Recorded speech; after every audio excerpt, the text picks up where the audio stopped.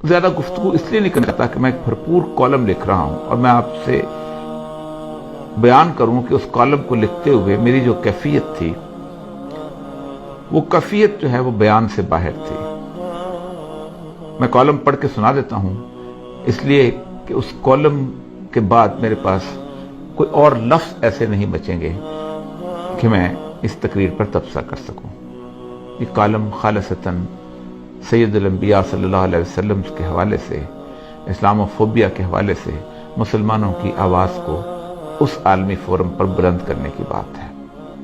باقی تمام مسائل جو ہیں وہ اور طریقے سے حل ہوتے ہیں، لیکن اسلام و فوبیا یا رسول اللہ صلی اللہ علیہ وسلم کی گستاخی جو ہے یہ زبان و بیان کا مسئلہ تھا، اور اس کا مقابلہ بھی زبان و بیان سے اور قلم و قلم سے ہو سکتا تھا، اور وہ انتہائی خوبصورتی کے ساتھ کیا گیا۔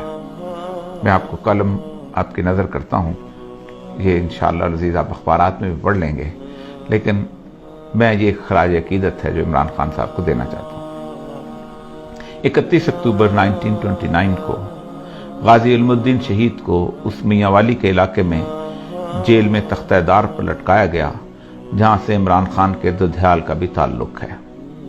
لیکن کس قدر حیرت کی بات ہے کہ اس عاشق رسول کے آباء اجداد میں سے بابا لہنا نے جب اسلام قبول کیا تو اس نے لاہور کے سرحدی علاقے برکی ہڈیارہ میں آ کر ٹھکانہ بنایا۔ یہ وہی برکی ہے جو عمران خان کا ننھیال ہے۔ مجھے کوئی مماثلت نہیں ڈھونڈنی، میں تو حیرت میں گم آج سے 90 سال قبل آنکھوں میں آنسو لیے علامہ اقبال کے اس چہرے کو اپنے تصور میں لا رہا ہوں جو غازی علم الدین شہید کو لحد میں اتارتے ہوئے ہچکیوں سے رو رہا تھا۔ میاں والی میں شہید کو دفن کرنے کے بعد جب مسلمانوں کا ایک وفد علامہ محمد اقبال، سر محمد شفیع اور مولانا ظفر علی خان کے ساتھ گورنر پنجاب سے ملا اور غازی علم الدین کے جسد مبارک کی حوالگی کی درخواست کی تو اس یقین دہانی پر مان لی گئی کہ امن عامہ کی ذمہ داری آپ لوگوں پر ہی ہوگی۔ 15 دن بعد لاہور کی تاریخ نے ایک خیرہ کن منظر دیکھا۔ غازی علم الدین کا جسد مبارک ایسا تر و تازہ تھا کہ چہرے پر غسل کے پانی کے قطرے چمک رہے تھے، یوں لگتا تھا جیسے ابھی بھی غازی علم الدین شہید وضو کر کے آئے ہوں۔ لاہور کی تاریخ کا سب سے بڑا جنازہ 5.5 میل طویل، کون تھا جو اس سعادت سے محروم رہتا؟ شہید کو لحد میں مولانا دیدار علی شاہ اور علامہ اقبال نے اتارا۔ میت کے سرہانے کھڑے آنسوں سے تر اس عاشق رسول اندلیب باغ حجاز اور پروانہ رسالت علامہ اقبال نے کہا، ترخان کا بیٹا آج ہم پڑھے لکھوں سے بازی لے گیا اور ہم دیکھتے ہی رہ گئے۔ ہر وہ شخص جو سید الانبیاء کے ناموس اور حرمت سے محبت کرتا ہے، اس کی کیفیت اس وقت بالکل ویسی تھی جب عمران خان عالمی فورم پر سید الانبیاء صلی اللہ علیہ وسلم سے مسلم امت کی والہانہ محبتوں کا اظہار کر رہا تھا۔ ایسے میں میرے پاس اسے نظر کرنے کے لیے آنکھوں میں ڈبڈباتے ہوئے آنسوؤں کے سوا کچھ نہ تھا۔ کون ہے جس کا دل زخمی نہیں ہے؟ کس کی راتیں سالوں سے بے خوابی میں نہیں گزرتی کہ اس کے پیارے رسول صلی اللہ علیہ وسلم کی شان میں روزانہ گستاخی ہوتی ہے اور وہ بے بس و لاچار ہے، اس کے بس میں کچھ نہیں۔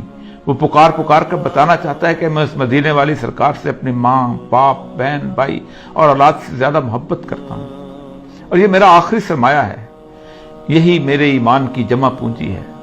لیکن اس کی آواز سدا بصہرا ہے۔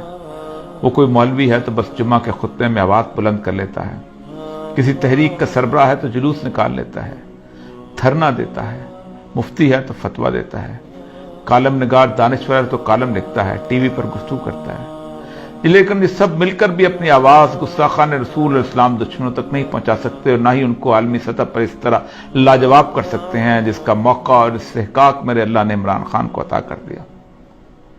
میں تو مالک کائنات کی فرما روائی کا اس حد تک قائل ہوں کہ کوئی پتا بھی اس کی مرضی کے بغیر نہیں ہلتا ہے۔ یہ کیسے ہو سکتا ہے کہ عمران خان کو ناموس رسالت کے لیے آواز بلند کرنے کی توفیق منشاء الہی کے بغیر ہوئی ہو؟ یہ تو انتخاب ہے اور مجھے اس پر صرف رشک کرنا ہے۔ میرے پاس صرف تشکر کے آنسو ہیں۔ اقوام متحدہ کے 193 ممبر ممالک کے جمع غفیر میں 57 مسلمان ریاستوں کے سربراہ ہیں، اور ان میں سے اللہ نے میرے ہی ملک کے سربراہ کو یہ توفیق عنایت کی۔ شاطمین رسول کا قصہ کوئی تازہ نہیں ہے، مغربی دنیا میں اس کا آغاز سید الانبیاء صلی اللہ علیہ وسلم کے وصال کے تقریباً 150 سال بعد 780 عیسوی میں ہو گیا تھا، جب ایک شخص تھیوفس دی کنفیسر نے رسول اکرم صلی اللہ علیہ وسلم کی شان میں گستاخانہ سوانحی خاکہ تحریر کیا تھا۔ یہ واحد شخص ہے جسے اپنے زمانے کے عیسائیوں کے دونوں بڑے گروہ یعنی رومن کیتھولک اور مشرقی آرتھوڈاکس نے 12 مارچ 817 میں اس کی موت کے بعد اسے ایک قابل احترام سینٹ کا درجہ دیا اور اسے پوری عیسائیت کا مشترکہ راہب قرار دیا۔ اس ملعون کی موت کے بعد سے آج تک یعنی 1200 سال تک مغربی دنیا کی پوری علمی تاریخ اسلام دشمنی، اسلام فوبیا اور سید الانبیاء صلی اللہ علیہ وسلم کی گستاخیوں سے بھری ہوئی ہے۔ کوئی بڑا مورخ اٹھا لیں، آپ کو اس کی تحریروں میں اسلام اور سید الانبیاء صلی اللہ علیہ وسلم سے نفرت ملے گی۔ یہ نفرت اور تعصب ان کی تحریروں میں اتنا واضح ہے کہ وہ تکلیف دہ حد تک جھوٹ بولنے سے بھی گریز نہیں کرتے۔ آپ کوئی بڑا نام لے لیں، William Muir, Margoliouth, Max Weber, doctor Springer, Toynbee, sir Hamilton Gibb, Montgomery Watt, Thomas Carlyle, غرض ایک لمبی فہرست ہے جس میں ہر کسی نے ہر صدی میں اس جرم میں حصہ ڈالا۔ یہ وہ مورخین ہیں جنہوں نے تاریخ میں اتنا جھوٹ بولا ہے اور اس صفائی سے بولا ہے کہ آج مغرب کا ہر بچہ اور میرے ملک کا انگریزی میڈیم تاریخ پڑھنے والا ان 12 سالوں میں لکھے ہوئے اس جھوٹ کو تاریخی ماخذ یعنی ہسٹوریکل سورس سمجھ کر سچ مان لیتا ہے۔ یہ ہے وہ صدیوں پر محیط سازش جس کے خلاف مسلمانوں میں سے محبت رسول کے امین علماء کرام، مفتیان، حکام اور ادیبوں دانشوروں نے ہمیشہ آواز اٹھائی، لیکن یہ تمام آوازیں اس امت کے لوگوں کے لیے تسکین روح کا باعث تو بنتی رہیں لیکن مغرب کے لیے ایک چھوٹا سا واقعہ بھی نہ بن سکیں۔ عمران خان کی تقریر ایک بہت بڑا واقعہ ہے۔ یہ 2 وجوہات کی بنیاد پر زیادہ پر اثر ہے، جادوئی تاثیر رکھتی ہے۔ پہلی وجہ یہ ہے کہ وہ اس مغرب کی تہذیب کا ہیرو رہا ہے۔ اسے یورپ کے نوجوان لڑکے اور لڑکیوں نے دہائیوں تک اپنے دل کا شہزادہ، ہارٹ تھروب بنا رکھا تھا۔ ایسا شخص جب میرے آقا سرکار دو عالم صلی اللہ علیہ وسلم کی ناموس کا پرچم اٹھاتا ہے تو پھر مغرب سوچنے پر مجبور ہو جاتا ہے۔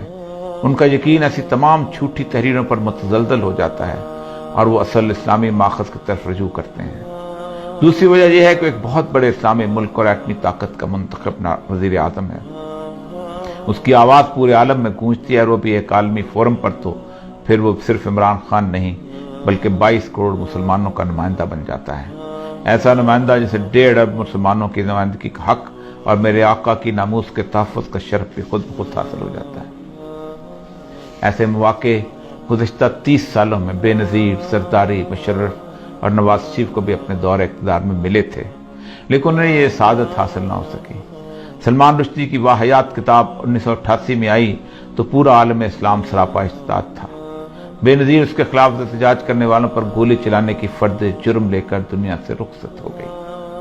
2005 میں گستاخانہ کارٹون چارلی ہیبیڈو میں چھپے تو مشرف برس اقتدار تھا، پھر زرداری اور نواز شریف دور میں بھی بار بار چھپتے رہے۔ یہ سب حکمران اپنی خاموشی کی FIR لیے اللہ کے حضور جانے کے منتظر ہیں۔ ہر ایک کو اقوام متحدہ کا یہ فورم میسر آیا، سب نے تقریریں کی لیکن ان کی زبانیں گنگ رہیں، کسی کو اللہ نے یہ قوت گویائی نہ دی تھی۔ علامہ خادم حسین رضوی صاحب کے خلاف جب سپریم کورٹ میں خفیہ ایجنسیوں نے رپورٹ جمع کرائی تو لکھا کہ اوریا مقبول جان انہیں اخبارات اور ٹی وی پر بہت سپورٹ کرتا تھا۔ میں نے فرد جرم کے جواب میں کہا تھا، ناموس رسالت کے لیے اگر بدترین ڈاکو اور بدنام ترین ڈاکو بھی کھڑا ہوگا تو میں اس کی جوتیاں اٹھاؤں گا۔ اس وقت عمران خان کی تقریر کے خلاف بولنا یہ ثابت کرے گا کہ آپ کو ناموس رسالت سے نہیں بلکہ اپنے نفس کی ریاکاری سے محبت ہے۔ میری حالت تو اقبال کے آنسوؤں سے بھیگے چہرے والی ہے کہ ساری زندگی ناموس رسالت پر لکھتے بولتے رہے اور ایک مغرب زدہ کھلاڑی بازی لے گیا۔ وہی کیفیت ہے جو اقبال کی تھی۔ میرے پاس ان ٹپٹپاتی آنکھوں میں آنسوؤں کے سوا کچھ نہیں ہے۔ شاید اس راستے میں یہ قبول ہو جائے۔